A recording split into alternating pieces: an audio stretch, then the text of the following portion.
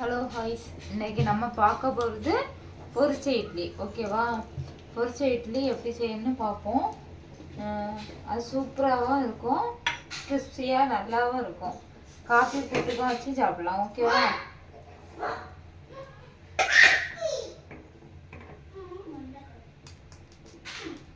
எண்ணெய் லைட்டாக சூடாகியாச்சா, இதை போடுங்க.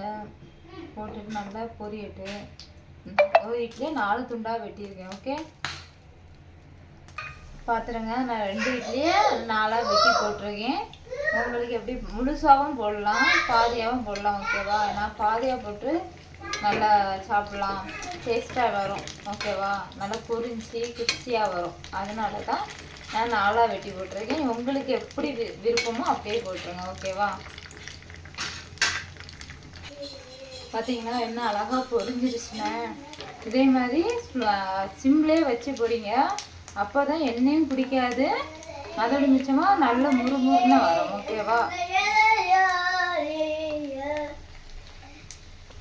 இப்போ இது பொரிஞ்சிருச்சு. ஒவ்வொன்றா எடுத்து உள்ள வச்சிரும். ஓகேவா?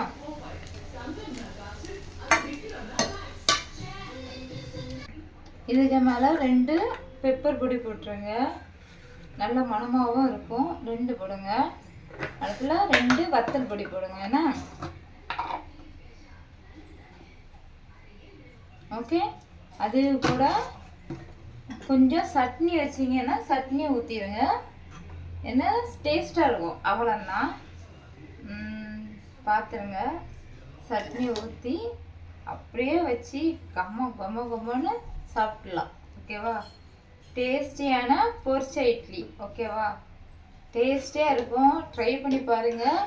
பிடிச்சிருந்தனா லைக் பண்ணுங்கள், கமெண்ட் பண்ணுங்கள், ஷேர் பண்ணுங்கள். ஃபாலோ பண்ணாதவங்கள ஃபாலோ பண்ணுங்கள், சப்போர்ட் பண்ணுங்கள் ப்ளீஸ். ஓகே, பார்த்துருங்க. கமான இட்லி. ஓகே, எப்படி இருக்குன்னு கமெண்டில் சொல்லுங்கள். இதே மாதிரி செஞ்சு சாப்பிடுங்க. ஓகே, பாய் பாய்.